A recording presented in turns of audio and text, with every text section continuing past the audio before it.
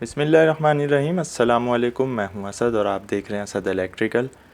जैसा कि हम बात कर रहे थे EMCP 3.1 और 3.2 वगैरह के ऊपर, तो आज ये पार्ट 2 है इसके हवाले से। लास्ट वीडियो में आपको याद होगा कि हमने रिले और उसकी कुछ इनपुट्स के बारे में इंफॉर्मेशन दी थी। आज की वीडियो हमारी रिलेटेड है इससे कि हमारा जो EMCP 3 होता है उसमें वोल्टेज और करंट की यानी कि लोड की सेंसिंग किस तरह होती है और इसकी जो पावर सप्लाई है वो और MPU का सिग्नल। अच्छा, हम इसको टुकड़ों टुकड़ों में इसलिए बयान कर रहे हैं, जैसा कि हमने बताया था कि इसकी ड्राइंग जो है वो बहुत बड़ी होती है, उसको हम वाइट बोर्ड पे कवर नहीं कर सकते। तो जो बेसिक और ज़रूरी चीज़ें हैं वो हम जो है इसमें बता देंगे। बाकी जो भी आपका क्वेश्चन होगा वो हम कमेंट के हिसाब से उस पर वीडियो बना लेंगे। अच्छा, पावर विज़र्ड हो या EMCP 3 हो, ये तकरीबन सेम होता है। पावर विज़र्ड की प्रोग्रामिंग के ऊपर ऑलरेडी हम काफ़ी वीडियोस पहले बना चुके हैं। अगर आपने वो नहीं देखी है तो हम इसके डिस्क्रिप्शन में उनके सारे लिंक्स दे देंगे। तो उसकी प्रोग्रामिंग, उसकी कूल डाउन वगैरह की ड्यूरेशन और इसी तरह और जो उसमें पैरामीटर्स होते हैं वो सारी उस पर हम वीडियो बना चुके हैं। सेम वही प्रोसीजर हमारे EMCP 3 पर अप्लाई होता है। ड्राइंग भी तकरीबन सेम होती है, जैसा कि हमने बताया था कि EMCP 3.1 हो, 3.2 हो, 3.3 हो या 4 हो, इन सब की तकरीबन सेम होती है। अलबत्ता नंबरिंग में कोई ना कोई फ़र्क आ सकता है, तो उसके लिए आपको स्पेसिफ़िक ड्राइंग की तरफ रुजू करना पड़ता है। तो सबसे पहले हम शुरू करते हैं कि इस पैनल की जो अपनी पावर सप्लाई है जिससे ये ऑपरेट होता है, या तो वो 12 वोल्ट है या 24 वोल्ट है। वैसे इस पैनल की जो रेंज है वो तकरीबन 12 से लेकर 32 वोल्ट तक होती है। तो एक ही पैनल जो है वो यूनिवर्सल टाइप होता है, उसको हम सिंगल बैटरी और डबल बैटरी दोनों पर यूज़ कर सकते हैं। बाकी जो है वो उसके बैक साइड पर लिखा हुआ होता है कि अगर हम 12 वोल्ट के जनरेटर में यूज़ कर रहे हैं या 24 वोल्ट के जनरेटर में, तो इसको हमें वेरीफाई कर लेना चाहिए कि ये पैनल जो है वो कितने वोल्ट से ऑपरेट होने वाला है। उसी हिसाब से इसको बैटरी की सप्लाई दे दी जाएगी। इसके जो टर्मिनल हैं 65 और 52, इस पर पॉजिटिव और नेगेटिव इस तरह आएगी। अच्छा, आपको ये बात जहन में रखनी है, लास्ट वीडियो में भी हमने बताया था कि पैनल के टर्मिनल नंबर अलग होते हैं और वायर्स के अलग होते हैं। तो ये आपको नज़र आ रहा है 52 नंबर जो है ये पैनल का है, 55 नंबर जो है ये वायर के ऊपर लिखा हुआ आपको मिलेगा। इसी तरह 65 नंबर जो है ये पैनल का टर्मिनल है, 2 नंबर जो है ये वायर के ऊपर मिलेगा। अब यहाँ पर हमने इसको रेड और ब्लैक इसलिए किया ताकि समझने में आसानी हो। बाकी ये सारे वायर जो एक्चुअल में होते हैं वो वाइट होते हैं और वाइट के ऊपर नंबरिंग होती है। तो 2 नंबर जो है वो कॉमन चल रहा होता है, जहाँ पर भी नेगेटिव चाहिए हो 2 नंबर का वायर चल रहा होता है। अब यहाँ पे चूँकि नेगेटिव चाहिए था तो ये 2 नंबर वायर इसमें आके लग गया है। 55 जो है इसी तरह बैटरी का पॉजिटिव कॉमन होता है, जहाँ जहाँ भी पॉजिटिव होगा वहाँ 55 वायर जा रहा होगा। तो इस तरह हमने इसको पैनल से बैटरी से सप्लाई देकर ऑपरेट करवा लिया। अब ये पैनल हमारा एनर्जाइज हो गया है। अब इसको इनपुट्स चाहिए, तो MPU की इनपुट जो है वो 66 और 67 पर इस तरह 22 और 21 नंबर के वायर होते हैं जो MPU से आ रहे होते हैं, वो इस पर लग जाते हैं। तो ये MPU की इनपुट इसको मिल जाती है।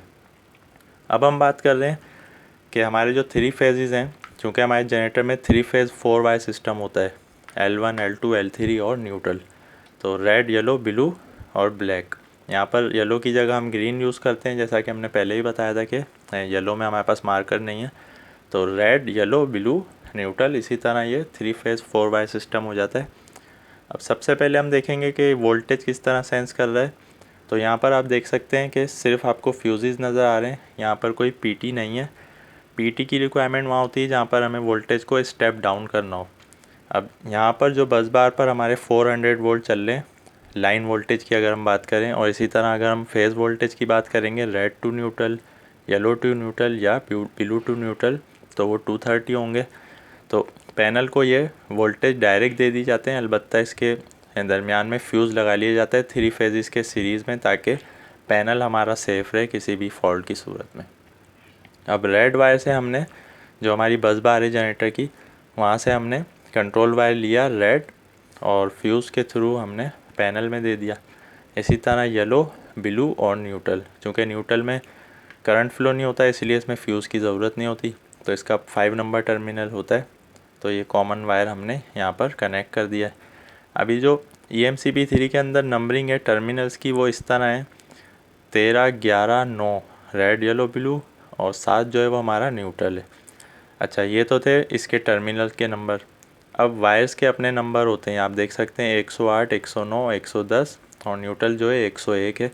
तो ये वायर्स को हम आसानी से ट्रेस कर सकते हैं। ड्राइंग में तो आपको कलर में वाज़े फ़र्क नज़र आ रहा होगा, लेकिन एक्चुअल में चूँकि ये सारे वाइट होते हैं इसलिए उन्होंने इस पर नंबरिंग की हुई होती। फ्यूज़ जो है ये 2 एम्पेयर के होते हैं। चूँकि इस पर कोई लोड नहीं होता, सिर्फ इसको पैनल में ही जाना होता है, तो ये सेफ्टी के लिए लगा दिए जाते हैं। अक्सर हमारे EMCP या पावर विज़र्ड में ये फॉल्ट भी आता है कि जनरेटर तो वोल्टेज पूरे जो है प्रोड्यूस कर रहा है, लेकिन हमारे पैनल पर शो नहीं हो रहे, तो उसमें भी फ्यूज़ चेक कर लेना चाहिए। अक्सर ये हमारे फ्यूज़ डिफेक्टेड हो जाते हैं। तो ये तो थी इसकी वोल्टेज की सेंसिंग। अब हम बात कर रहे हैं करंट की सेंसिंग, यानी कि लोड। अब लोड जो है हमारा जनरेटर की मेन केबल्स पर है, यानी कि मेन बस बार्स पर है। जैसा कि आप जानते हैं कि सीटी हमेशा फेज़ में लगाई जाती है, तो यहाँ पर 3 सीटीज़ लगाई हुई हैं, रेड, येलो, ब्लू। अब पैनल को जो है वो सेंसिंग हर सीटी की चाहिए। इस तरह के 31 के साथ जो 39 है, 31 और 39 इस पर रेड फेज़ हो जाए, 47 के साथ जो 39 है इस पर येलो हो जाए, 57 के साथ जो 39 है इस पर ब्लू हो जाए।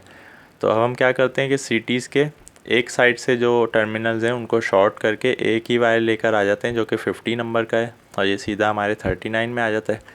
बाकी जो 3 सीटीज़ हैं अलग अलग फेजेस की, रेड, येलो, ब्लू, इनके बिलतरतीब नंबर 51, 52, 53 होते हैं, और टर्मिनल नंबर इनके 2, 3, 4 और 1 हैं।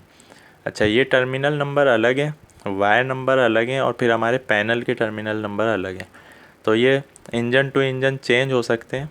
ये सिर्फ हम एक स्पेसिफ़िक ड्राइंग के ज़रिए ये नंबरिंग हमने की है, तो उस पर बात कर रहे हैं। तो इसका कोई इतना मसला नहीं है, हमें सिर्फ ये देखना होता है कि हमारे रेड, येलो, ब्लू और न्यूट्रल बिल तरतीब आकर पैनल में लगने चाहिए। तो बस आज की वीडियो हमारी इसी से रिलेटेड थी। इंशाल्लाह नेक्स्ट वीडियो में हम कोशिश करेंगे EMCP के हवाले से और कोई मज़ीद इन्फॉर्मेशन है तो उसको कवर करके EMCP 3 का टॉपिक क्लोज़ कर दें, ताकि फिर हम आगे डीप सी वगैरह की तरफ बढ़ेंगे। आज की वीडियो से रिलेटेड कोई भी आपका क्वेश्चन है आप कमेंट में ज़रूर पूछें। वीडियो पसंद आने की सूरत में लाइक करें। नेक्स्ट वीडियो तक के लिए इजाज़त दीजिए। अल्लाह हाफिज़।